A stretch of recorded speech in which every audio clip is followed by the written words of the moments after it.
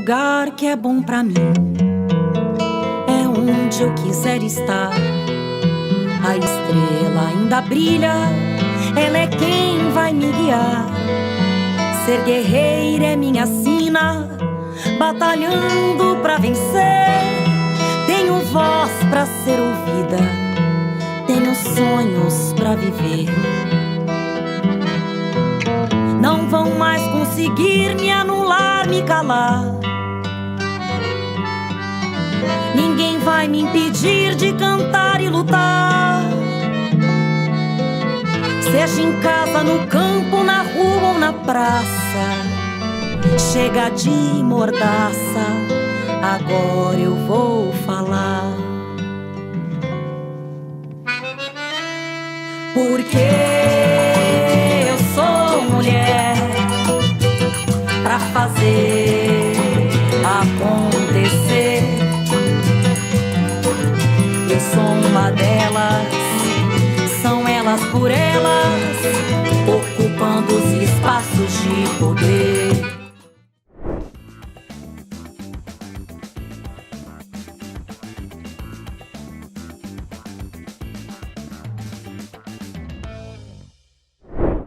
Na aula de hoje, nós vamos debater as políticas públicas para as mulheres com foco nas políticas de enfrentamento à violência contra as mulheres.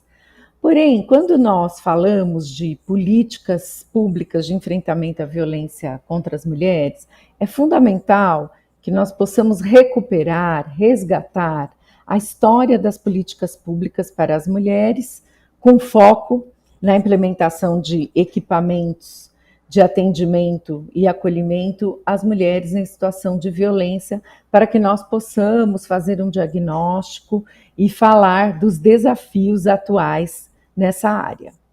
Bom, é importante lembrar que ali por volta de 1983, 84, começou no nosso país, começou no Brasil, o início da implantação das delegacias das mulheres. Na época nem eram DEANs, delegacias especializadas no atendimento às mulheres. Eram delegacias da mulher. E ali, a partir dos anos 80, essas delegacias focadas no atendimento às mulheres em situação de violência começaram a ser instaladas. Isso, obviamente, foi fruto de um processo. Isso foi uma conquista das mulheres, porque o movimento feminista, os movimentos sociais, o movimento de mulheres já reivindicavam então que houvessem equipamentos públicos voltados para o atendimento das mulheres em situação de violência na área da segurança pública. Então, essa foi uma conquista muito importante. E, a partir daí, começou-se a, em diversas cidades, serem implantadas as delegacias da mulher. Isso foi o início de um processo de avanço nas políticas públicas, vindo, obviamente, do debate da Constituição Federal, né, da construção de uma nova Constituinte, da democratização do país, da garantia de direitos sociais, trabalhistas para as mulheres. Então, neste ambiente pré-Constituição Federal, as lutas das mulheres já vinham avançando, já tinha um Conselho Nacional dos Direitos da Mulher, e essa foi uma conquista importante. Porém, a partir de então, foi se aprofundando esse debate e qual era a reivindicação? Que as políticas públicas ofertassem, que então garantissem o atendimento social, psicológico e jurídico das mulheres. Não bastava fazer um boletim de ocorrência, não bastava denunciar ou ter uma queixa formal contra o agressor. Era importante que os serviços era importante que serviços específicos fossem instalados. A partir de então, em algumas cidades, começou-se a implantar centros de referência da mulher, CRMs ou CRANs, Centro de Atendimento às Mulheres, com esse objetivo de garantir o atendimento social e psicológico das mulheres. Mais adiante, começou-se, inclusive, a instalação de casas-abrigo de endereço sigiloso para abrigar, hospedar mulheres em situação de violência. Isso também foi impulsionado junto com a criação dos OPMs, dos Organismos de Políticas para as Mulheres, que são as coordenadorias, as secretarias de políticas para as mulheres, que começavam, então, a despontar, e a partir de toda uma mobilização e do debate da importância do fortalecimento de políticas públicas para as mulheres, a serem instaladas em estados e municípios, em especial estados e municípios do campo democrático popular, que viam a importância de que políticas para as mulheres fossem instaladas com maior estrutura, orçamento, e que não bastava que a Secretaria Municipal da Assistência Social, ou a Secretaria Municipal de Direitos Humanos, ou da Educação, ou o gabinete do prefeito tivesse uma coordenadoria ou uma assessoria sobre o tema, mas que era importante a criação de organismos de políticas para as mulheres com maior autonomia e orçamento, para que as políticas avançassem de forma mais efetiva. Então, essa evolução dos serviços de políticas para as mulheres, assim como a evolução da legislação, a conquista da Lei Maria da Penha, ali em 2006, a conquista da legislação sobre o feminicídio, em 2015, foram acompanhando também o fortalecimento dentro da gestão pública de organismos de políticas para as mulheres. Então, diversas prefeituras foram implementando coordenadorias e, posteriormente, secretarias municipais de políticas para as mulheres. Isso teve o seu auge e um impulsionamento forte quando, em 2003, o presidente Lula implantou a SPM, a Secretaria de Políticas para as Mulheres, com status de ministério no governo federal, e a Secretaria de Promoção da Igualdade Racial, porque são secretarias que têm uma transversalidade muito forte, pensando aí que as mulheres negras estão em uma maior situação de vulnerabilidade e são a maioria das vítimas de violência, criou essas duas secretarias. Isso impulsionou fortemente as políticas nessa área. E a partir da criação da Secretaria de Políticas para as Mulheres, vários editais do governo federal foram lançados que estimulavam os municípios não só a criarem organismos de políticas para as mulheres, conselhos municipais de políticas para as mulheres, assim como os estados criarem secretarias estaduais de políticas para as mulheres, conselhos estaduais dos direitos da mulher, mas também a que os serviços e projetos fossem mais transversais. Então, para além da implementação de serviços de acolhimento às mulheres em situação de violência, centros de cidadania da mulher, programas em parceria com secretarias do trabalho para a geração de programas de trabalho e renda para as mulheres, parcerias com as secretarias da saúde para atendimento às mulheres em situação de violência obstétrica, para a garantia dos direitos sexuais e reprodutivos e do parto humanizado. Isso trouxe um empoderamento maior para as políticas públicas para as mulheres, no sentido de que elas tivessem uma transversalidade muito forte. Então, parceria com o trabalho, com Secretaria de Esportes, assistência social, saúde, educação, emprego, renda, participação popular, foram sendo fomentadas.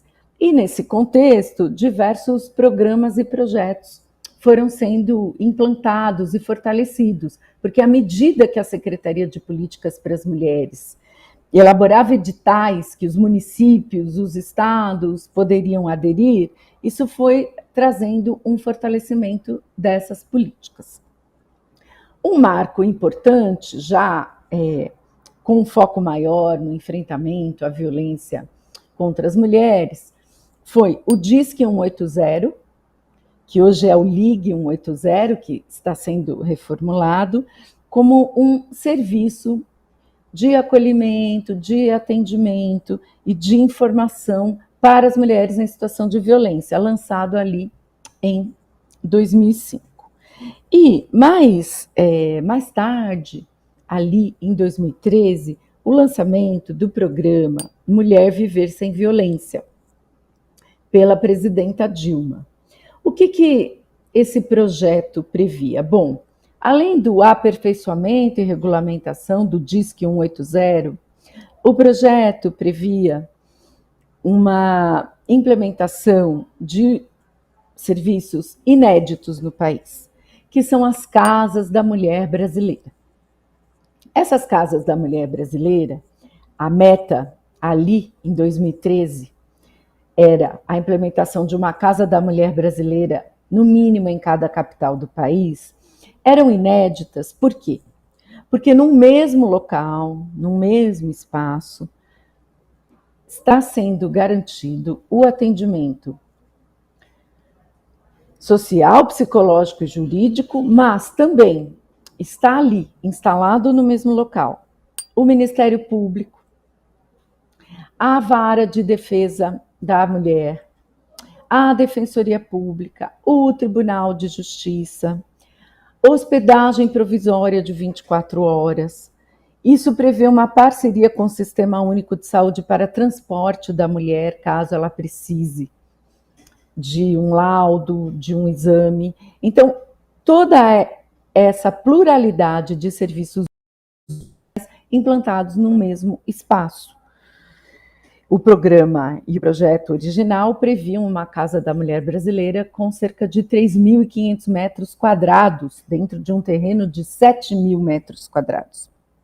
Então, isso foi uma grande novidade, porque isso ajuda a impedir que a mulher percorra um périplo nos serviços. Vai fazer um laudo, vai na Defensoria Pública buscar assessoria jurídica, vai no Ministério Público para fazer o acompanhamento da denúncia, vai na Delegacia da Mulher, vai num centro de referência da mulher buscar um atendimento psicológico, social, e na Casa da Mulher Brasileira, todos esses serviços estão reunidos.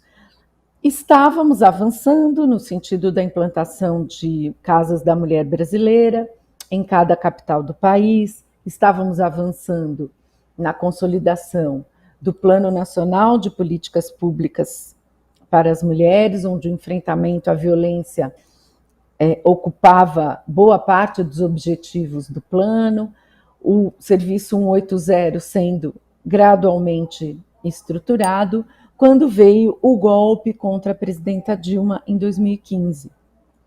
A partir de então, a partir do golpe, esses programas foram desmontados, desestruturados, paralisados, a grande maioria deles. E o impacto nas políticas públicas para as mulheres foi um impacto grande. Eu vou aqui falar de alguns destes impactos do desmonte nas políticas públicas para as mulheres.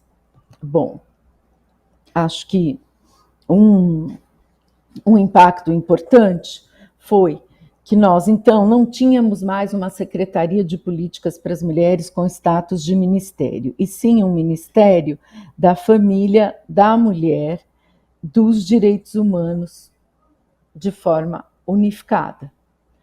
Então, quando nós colocamos a mulher desta forma, não pensada como um sujeito de direito, mas somente pensada dentro da família, como se houvesse só um tipo de mulher ou um tipo de família a ser atendido, é que começou o desvirtuamento do conceito de políticas públicas para as mulheres, porque nós temos diversos tipos de família.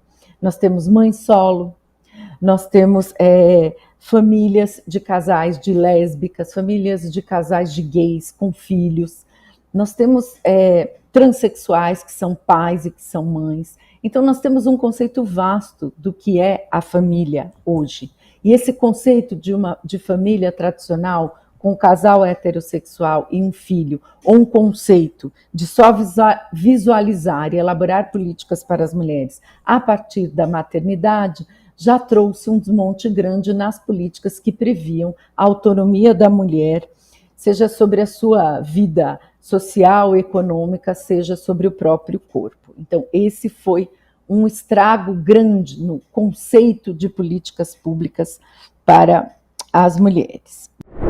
Conforme nós vimos na aula anterior, houve um desmonte muito grande das políticas públicas que vinham sendo implementadas no Brasil desde os anos 80, naquele momento pré-constituinte, até a atualidade. Esse desmonte aconteceu por conta do golpe contra a presidenta Dilma Rousseff e que interrompeu as políticas que vinham sendo implementadas e colocou à frente do nosso país um governo que, infelizmente, desmontou diversas políticas públicas porque trabalhou com o conceito de mulher como se as mulheres não tivessem autonomia sobre a própria trajetória social, política, profissional, direito sobre o próprio corpo. Então, esse desmonte trouxe impactos fortes.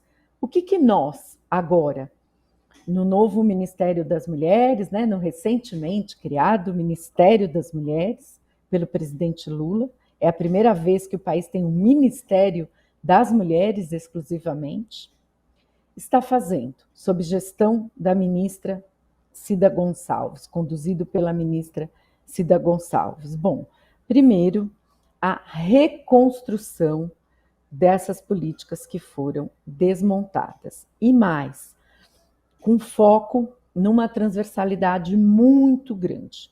Então, no dia 8 de março, o presidente Lula lançou 29 programas e projetos, além dos decretos, envolvendo a área de políticas públicas para as mulheres.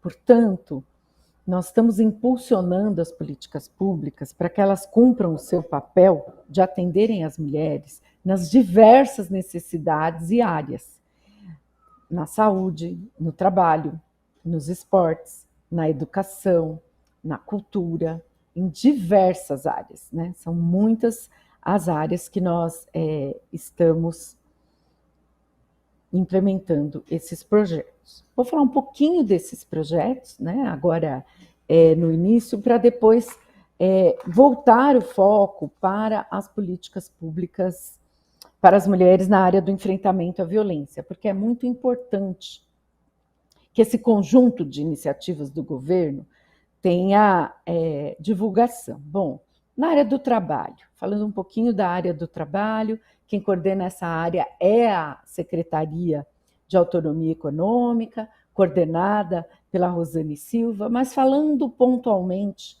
da importância desses projetos, dessas iniciativas. O presidente Lula enviou para o Congresso Nacional o pedido de ratificação da Convenção 190 da OIT. Essa convenção trata da prevenção, apuração e coibição do assédio sexual no mundo do trabalho. Ter sido vítimas de abordagens inadequadas, de pressões para que se relacionassem sexualmente com seus gestores ou empregadores em troca de formação profissional, ascensão profissional, novos cargos, e isso precisa ser barrado. E uma reivindicação forte de todas as centrais sindicais do país entregues para o então candidato Luiz Inácio Lula da Silva reivindicava a ratificação dessa convenção pelo Brasil. Então, essa foi uma iniciativa importante no mundo do trabalho. Além disso, o presidente Lula enviou para o Congresso Nacional o projeto de lei da obrigatoriedade da igualdade salarial entre homens e mulheres no mundo do trabalho. Isso é muito importante, porque no Brasil as mulheres ainda, inclusive nas mesmas funções, ganham em média 20 a 30% menos que os homens. Então é muito importante também essa iniciativa. Além disso, o governo federal fez o decreto de contratação de no mínimo 8% de mulheres em situação de violência. Todas as empresas que têm contratos com o governo federal, garantindo maior oportunidade para as mulheres em situação de violência de reestruturação e construção da sua vida. E agora, mais recentemente, o presidente Lula assinou o decreto que cria a legislação de garantir no mínimo 10% de contratação de mulheres em situação de violência nas vagas do Cine, do Sistema Nacional de Emprego. Então, isso vai também sendo uma política importante para o conjunto das mulheres, a igualdade salarial e a Convenção 190 da OIT, e também para as mulheres em situação de violência, porque muitas vezes um emprego é a porta para a mulher sair, romper com a situação de violência, para que essa situação de violência não se agrave e ela não seja assassinada. Então, são iniciativas importantes. Assim como o presidente enviou para o Congresso Nacional o projeto que cria licença maternidade dentro do projeto Bolsa Atleta do Ministério dos Esportes, como ele criou o Pronatec Mulher dentro do Ministério da Educação para garantir maior acesso das mulheres ao ensino técnico, para que elas possam, a partir daí, terem uma maior escolaridade e buscarem mais e melhores empregos. Uma parceria mulheres com o Ministério da Promoção da Igualdade Racial, de criação do dia 14 de março, que é o Dia Nacional de Enfrentamento à Violência Política de Gênero e Raça. Então, essa data se tornou uma referência, que é a data do assassinato da vereadora do PSOL, Marielle Franco, e a partir daí foi instalado um grupo de trabalho interministerial para que nós possamos elaborar ações de enfrentamento à violência política de gênero e raça contra as mulheres. Na área da saúde, a parceria para a dignidade menstrual, então nos kits do Sistema Único de Saúde serem distribuídos também absorventes higiênicos e, concomitantemente, um processo de orientação sobre os direitos das mulheres na área da saúde da mulher. Então, são parcerias, né? O enfrentamento à violência obstétrica, a garantia do parto humanizado na área da saúde, que são também fundamentais para as mulheres. Então, isso falando um pouco, foram diversos, né? Foram 29 projetos e programas lançados, inclusive pelo Ministério da Cultura, editais, edital Carolina de Jesus para as mulheres escritoras, edital Ruth de Souza para as mulheres das artes, específicos para as mulheres. Então, foram parcerias com cultura, com educação, com saúde, com o Ministério do Trabalho, com o Ministério da Justiça, fazendo capacitação das guardas municipais Maria da Penha, Ministério das Mulheres e Ministério da Justiça, entrega de 270 viaturas para as delegacias especializadas da mulher e para as patrulhas Maria da Penha. Então, no dia 8 de março foi um show de transversalidade, né, de mostrar que as políticas públicas para as mulheres precisam e podem ser nas diversas áreas de governo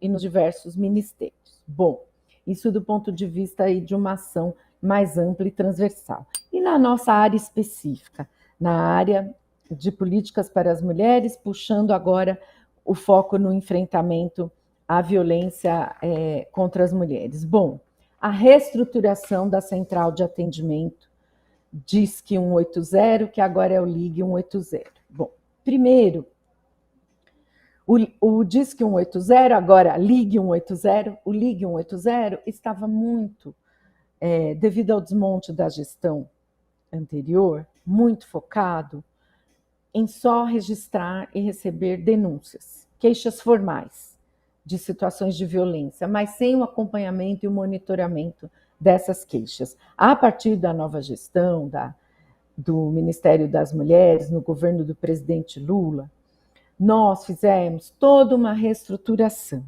E o 180 agora é um serviço para acolher, informar e orientar as mulheres. Inclusive, fizemos capacitação sobre as novas formas de violência, sobre stalking, perseguição digital, violência sexual com foco no carnaval que estava chegando, onde os índices de assédio sexual e violência sexual aumentam. Então, fizemos capacitação para as atendentes do 180, nesse contexto de enfrentamento ao assédio e à violência sexual. Fizemos também uma grande inovação, que é que o Ligue 180 agora pode ser usado pelas mulheres no WhatsApp. Então, o Ligue 180 agora, ele tem também um número do WhatsApp que pode ser acionado pelas mulheres para que elas façam a denúncia. Muitas vezes a mulher não pode falar, mas ela pode digitar. Então, é muito importante a divulgação do Ligue 180 por WhatsApp. Melhoramos as condições de trabalho das atendentes, vários assediadores, violadores que ficam telefonando para as atendentes. Agora, garantimos um mecanismo que elas podem bloquear esses assediadores, os números de onde esses assediadores telefonam, por até 180 dias, e esses números serão enviados para o Ministério Público para apurarem esses trotes e esses assédios. Reestruturamos o banco de dados do Ligue 180 para que a mulher não só saiba e obtenha informações no 180 sobre o que é aquela situação que ela está vivendo, que aquilo é uma violência, qual é o tipo de violência que ela está sofrendo, mas também qual o serviço mais próximo da cidade ou da região que ela mora e que é mais adequado para aquele caso. Então, do ponto de vista do Ligue 180, foram essas as mudanças. Isso tudo dentro do relançamento do programa Mulher Viver Sem Violência, que também ali no dia 8 de março foi relançado pelo presidente Lula. E qual é o grande desafio? A retomada da implementação das Casas da Mulher Brasileira. O grande desafio do programa Mulher Viver Sem Violência é a retomada da implantação das Casas da Mulher Brasileira. Em parceria com o Ministério da Justiça, nós lançamos a construção de mais 40 novas Casas da Mulher Brasileira. Então, nas capitais está garantida a construção de uma Casa da Mulher Brasileira em cada capital, lembrando que nós só temos 7 casas hoje, devido à interrupção do programa. Então, essa retomada prevê a garantia da implementação das Casas da Mulher Brasileira em todas as capitais, e mais 40 casas. Onde serão essas 40 casas? Nas regiões de menor porte, nas cidades do interior, com um número menor de habitantes, mas que tenham índices altos de feminicídio, índices altos de violência contra a mulher, que tenham no mínimo um dos serviços que são instalados dentro da Casa da Mulher Brasileira. Como eu falei na aula anterior, a Casa da Mulher Brasileira, ela reúne Defensoria Pública, Vara de Família, pelo Tribunal de Justiça, Delegacia da Mulher, Atendimento Social, Psicológico e Jurídico, Ministério Público, hospedagem provisória dentro de um mesmo serviço. E agora, elas serão também implantadas em outras cidades que não somente as capitais, a partir dessa reestruturação e retomada do programa mulher viver sem violência, as casas da mulher brasileiras serão implementadas nessas cidades de menor porte, por meio de uma parceria com o Ministério. Então, nós teremos a possibilidade de que a cidade faça a opção pelo modelo original, que é a casa de maior porte, de 3.500 metros quadrados, e também a de menor porte, que são cerca de 1.900 metros quadrados de construção, de acordo com a realidade da cidade. Isso para quê?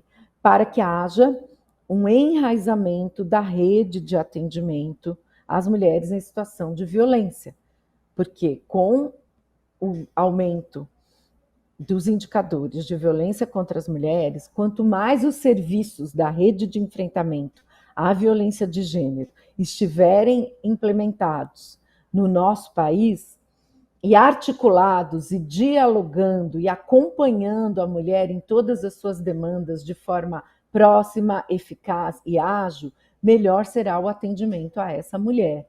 Lembrando que muitas vezes uma patrulha Maria da Penha, um botão do pânico implementado no celular de uma mulher em situação de violência, articulado à tornozeleira eletrônica no agressor, pode evitar e ser a prevenção de mais um trágico feminicídio no nosso país.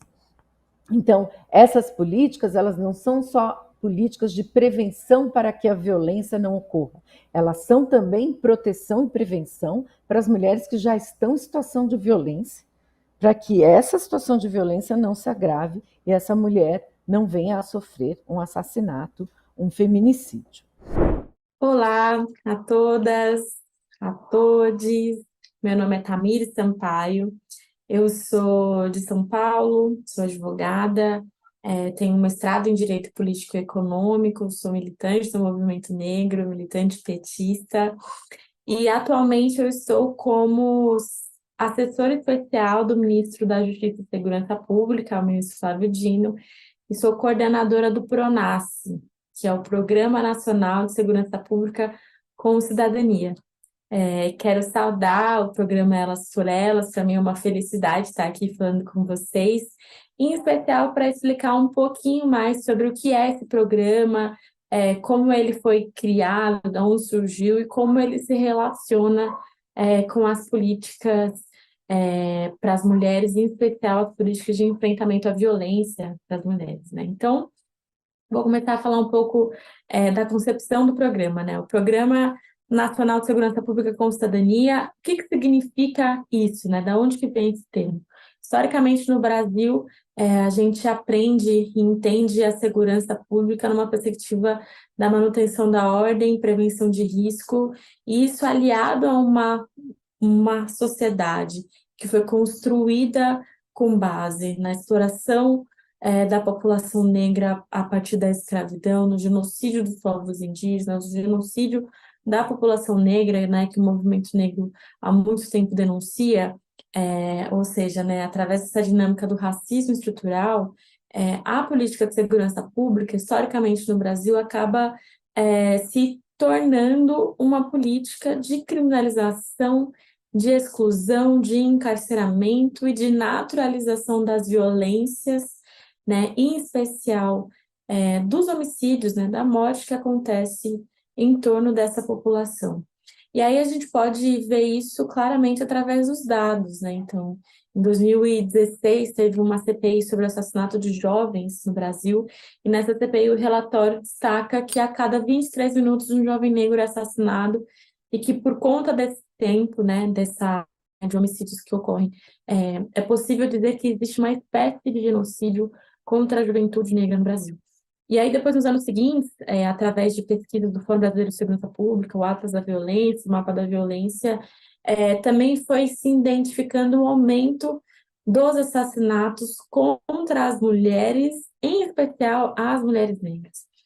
Então, falar sobre segurança no Brasil não pode estar relacionado apenas a essa noção da manutenção da ordem, porque, na prática, manutenção da ordem significa manutenção de uma estrutura social que foi construída para necessariamente manter e naturalizar desigualdade e violência para uma parcela da população que é pobre, trabalhadora, que é periférica, que é majoritariamente negra. Então, pensar a segurança com cidadania, a segurança cidadã, é construir uma política de segurança que tenha como base não a violência, não a manutenção dessa estrutura social que é desigual, mas sim que tem como base a garantia de direitos.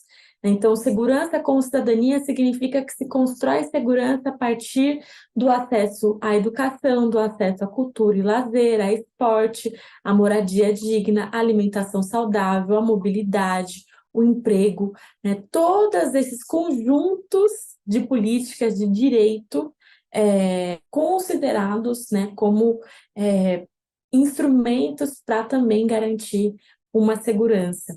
E aí o PRONASSE, o Programa Nacional de Segurança Pública com Cidadania, ele surge em 2007, já no segundo governo Lula, na época em que o ministro Tarso Genro era o ministro da Justiça, e ele surge nessa perspectiva, né, de construir uma política de segurança que tenha como base a garantia de direitos, em especial a articulação, né, entendendo a segurança como uma política transversal, ou seja, passou a estimular e incentivar projetos culturais, projetos de educação, projetos de prevenção à violência nos territórios em que o índice de vulnerabilidade social e econômica e violência era muito alto.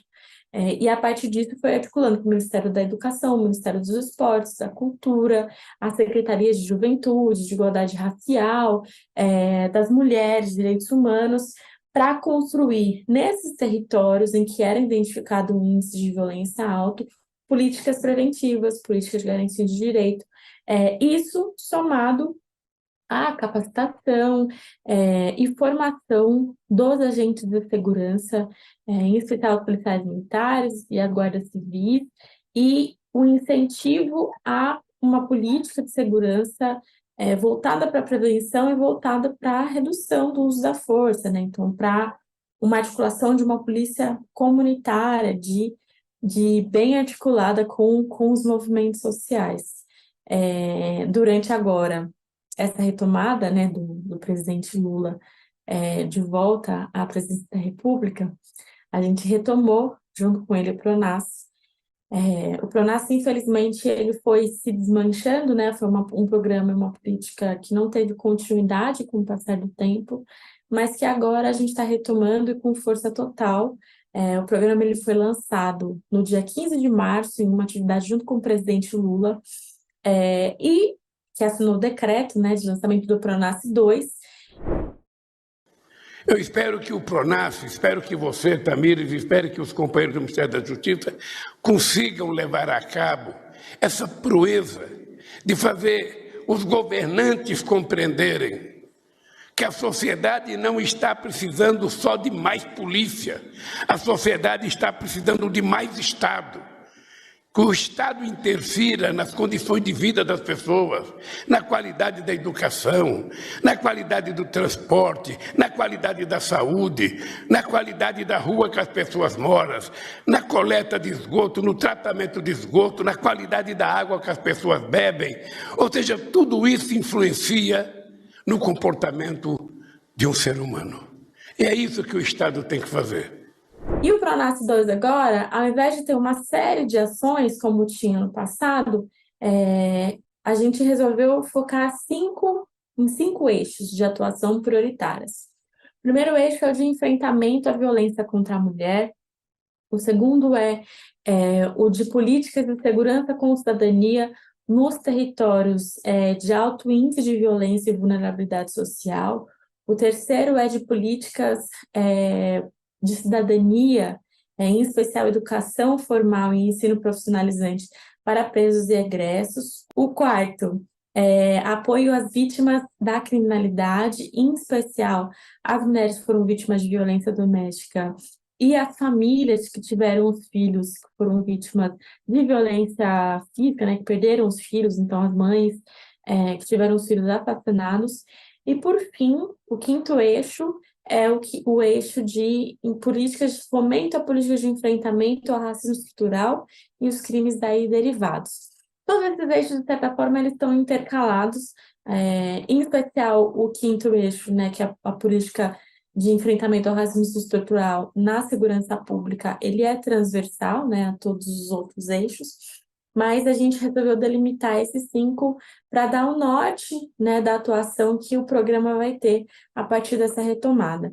Eu vou aqui nessa nossa aula focar em especial no primeiro eixo, que é o de enfrentamento à violência contra a mulher, em especial enfrentamento ao feminicídio, porque acho que é nesse mês passado agora, o mês de março, é o mês em que a gente está tendo uma maior articulação, uma maior preocupação para garantir isso, porque os índices que têm sido colocados em relação à violência contra a mulher, em relação ao feminicídio no Brasil, são assustadores e têm aumentado, né, a cada ano. No último ano, a gente teve agora, no início do mês de março, uma pesquisa do Fórum Brasileiro de Segurança Pública que mostrou que todos os tipos de violência contra a mulher aumentou, né? E aí todos os tipos, quando a gente fala sobre a violência física, a violência sexual, a violência patrimonial, psicológica e moral.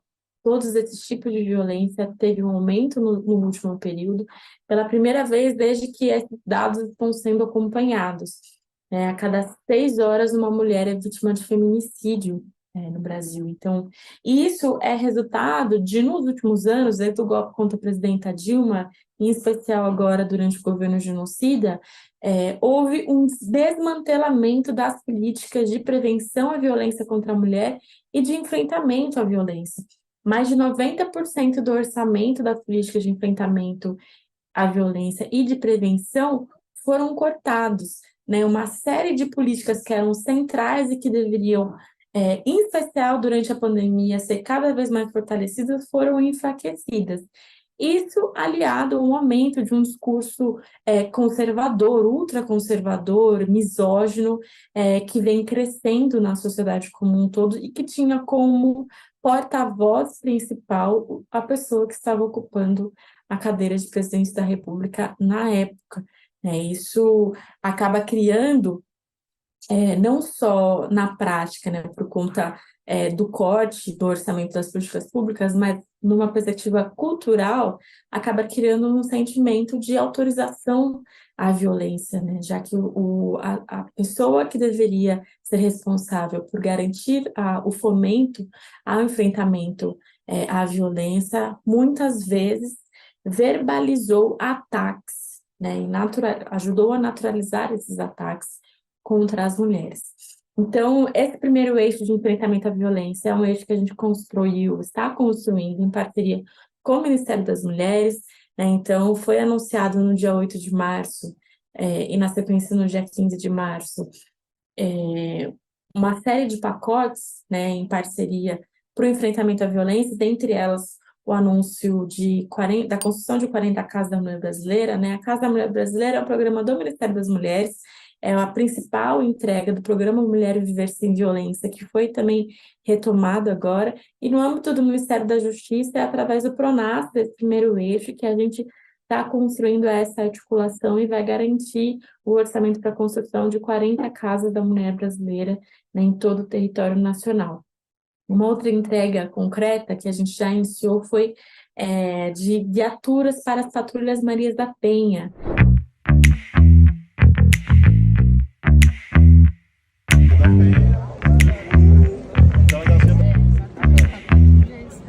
Esse caso vai servir tanto para a Patrulha Maria da Penha quanto para as delegacias especializadas. A importância é que vai acompanhar as mulheres vítimas de violência. No caso da patrulha, as medidas protetivas de urgência, fazer com que as mulheres não sejam vítimas de feminicídio. Nós estamos trabalhando, tanto o Ministério das Mulheres quanto o Ministério da Justiça, que a Patrulha da Maria da Penha é uma forma de prevenção ao feminicídio no Brasil.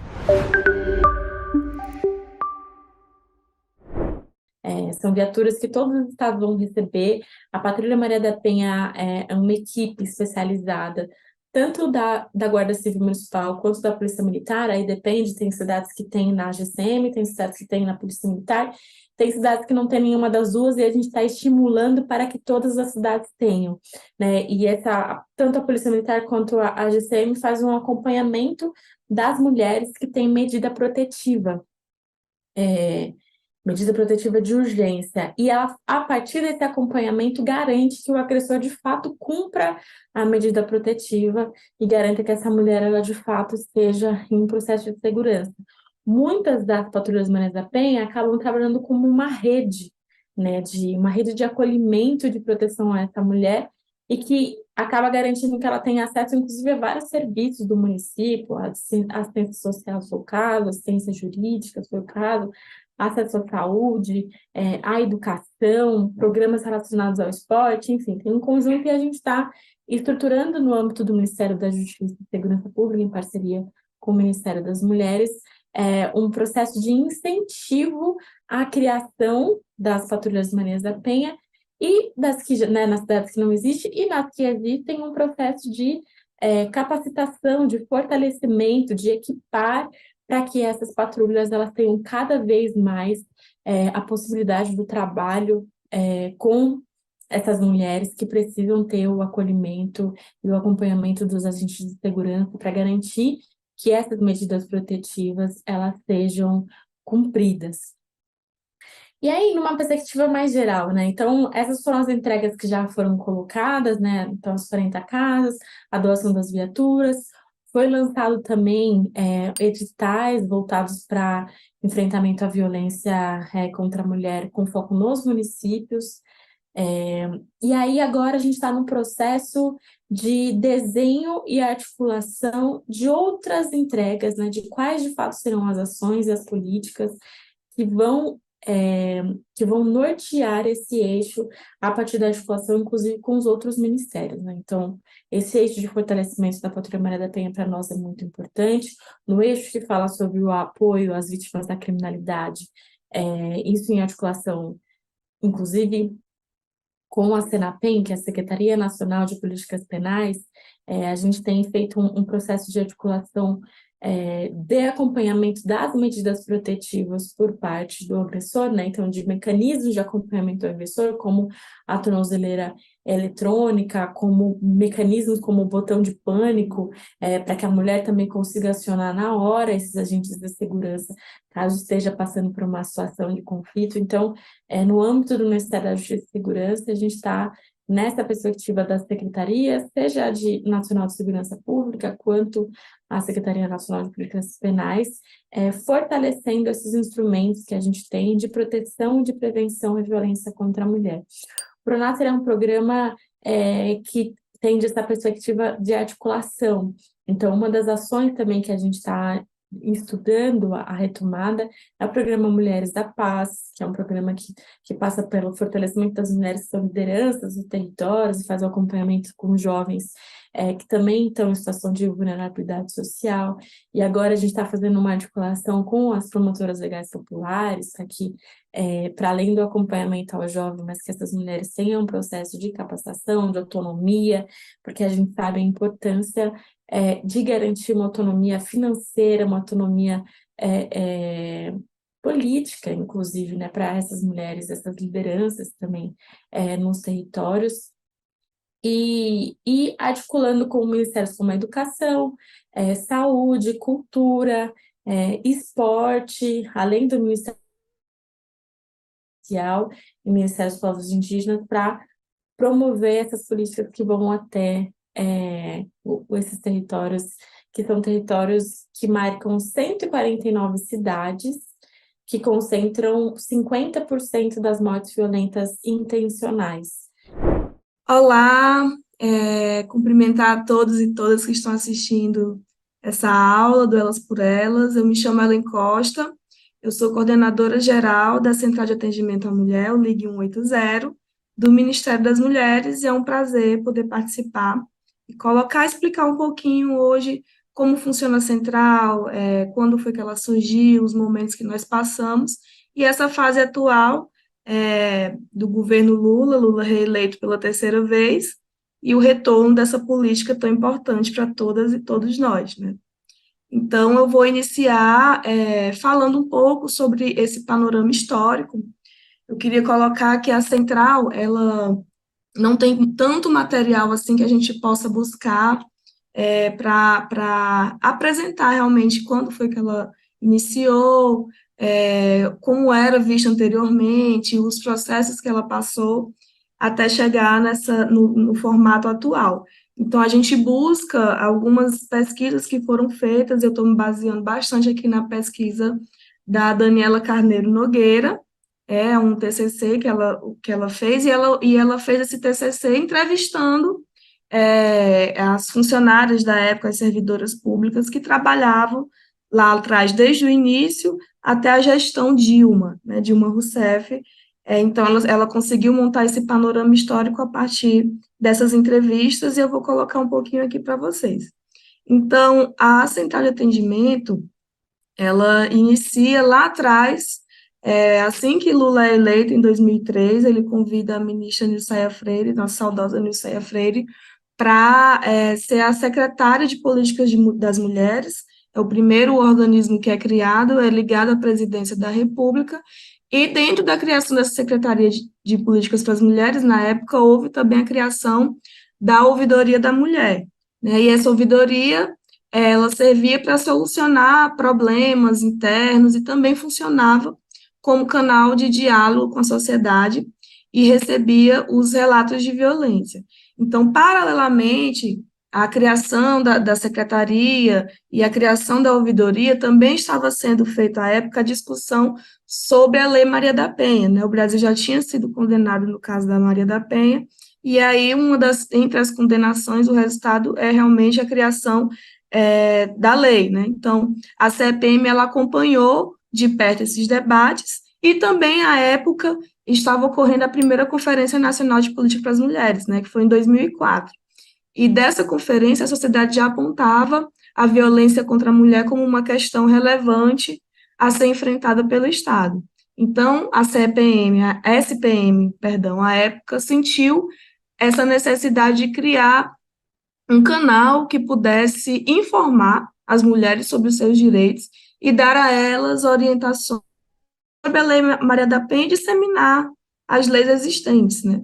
E dessa forma, a ideia de um serviço que viria a ser o Ligue 180 foi pensada no âmbito da ouvidoria e mais tarde também em conjunto com a Secretaria de Enfrentamento à Violência contra a Mulher, que atuava dentro da SPM. Então, não existia naquela época nenhum conhecimento, nem expertise para poder montar um serviço como o Ligue 180. Dessa forma, a Secretaria das Mulheres buscou uma parceria junto ao Ministério da Saúde, que desde 1996 já tinha um serviço telefônico chamado Pergunte AIDS, né? E em 97 se tornou o Disque Saúde. Então, em março de 2003, voltando um pouquinho, é criado o Disque Saúde da Mulher, né, que era um projeto que contava com a parceria entre o Ministério da Saúde e a Secretaria Especial de Política para as Mulheres, com esse objetivo de acolher e orientar mulheres vítimas de violência. E em novembro de 2005, surge a Central de Atendimento à Mulher, né, a gente usa a sigla CAM, e a partir de 2006, a SPM assume aí a coordenação dessa central.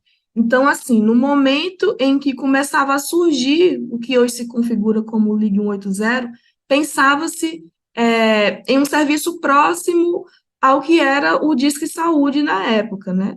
Servia apenas para prestar informações. E, além disso, antes da central, a então Secretaria de Enfrentamento à Violência contra as Mulheres da época tinha como objetivo também a articulação de instituições. Então, com a criação do Ligue 180, essa temática de violência de gênero passa para um caráter mais executivo, né, da política de enfrentamento à violência. Então, a central, que começa como um projeto de parceria com o Ministério da Saúde, e apenas com o objetivo de prestar informações, ele passa a alterar essa lógica de funcionamento, da própria Secretaria de Violência do país inteiro, e aos poucos ela vai incorporando também a função de receber denúncias, né? E aí, já agora, em 2014, o Ligue 180 ele incorpora oficialmente a função de Disque Denúncia, passando a receber e encaminhar denúncias, né? E, além disso, também havia toda uma articulação com o Ministério das Relações Exteriores, para o Ligue 180 também ser utilizado e poder atender em outros países, chegou até 16 países à época, né? Hoje, o Ligue 180 ele é definido, segundo a legislação, como um serviço telefônico de utilidade pública, de âmbito nacional, disponível às mulheres vítimas de violência, que serve aí, no geral, para prestar informações sobre direitos, encaminhar denúncias, prestar informações sobre serviços, e ele deve estar disponível ininterruptamente, né? A base legal ela é configurada pela Lei 10.714, de 13 de agosto de 2003, que autoriza o Poder Executivo a disponibilizar em âmbito nacional esse tridígito, né, que é o número telefônico 180 destinado a atender denúncias de violência contra a mulher. E essa lei de 2003 dava autorização às DEANs, né, e às delegacias de polícia civil, DEANs, Delegacia Especial de Atendimento à Mulher, né, para a criação do número telefônico, mas foi alterada em 2014, né, por essa lei 13.025, de 3 de setembro de 2014, que passa essa responsabilidade desse número para a central que atua ali dentro da esfera da Secretaria Nacional de Política para as Mulheres, né? E aí a gente tem, então, as atribuições do Ligue 180, elas estão definidas no decreto 7.393, de 15 de dezembro de 2010, assinado pelo, então, presidente Lula. E aí lá estão todas as definições do que é a central, que é muito além da questão só da denúncia. Então, ela recebe, registra relatos de violência, ela dissemina informações sobre serviços, por isso ela sempre tem que estar bem atualizada, e ela, mais importante ainda, consegue fazer o recorte sobre os dados específicos dessa violência, faz o recorte sobre agressor, sobre as vítimas agredidas, os tipos de violência, quem são essas mulheres, a região que elas vivem, que a partir do golpe que foi implementado em 2016, né, com o impeachment da presidenta Dilma, a gente tem a entrada do Temer, e, posteriormente, a eleição do Bolsonaro, e, a partir daí mesmo, um desmonte, uma política de desmonte, que eu costumo caracterizar, que foi empregada por esse governo Bolsonaro, a partir do sucateamento das políticas públicas, né, para as mulheres, e tem aí uma redução contínua do orçamento destinado para o desenvolvimento das ações, tanto a continuidade das ações que já vinham sendo implementadas, quanto o desenvolvimento de novas ações, o que acabou impactando o país inteiro, né? Então, a gente tem, a partir do governo Bolsonaro, o sucateamento da Central de Atendimento à Mulher.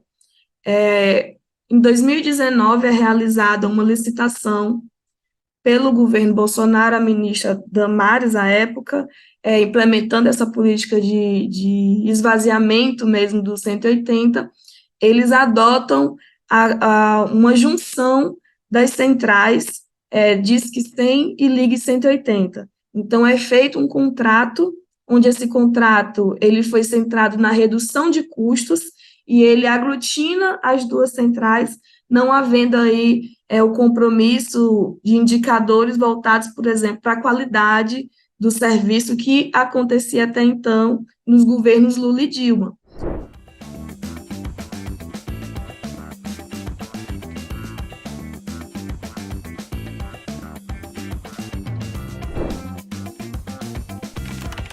Reveja esta e outras aulas na playlist TV Elas por Elas Formação, no canal da TV PT no YouTube ou em formato de podcast no Spotify.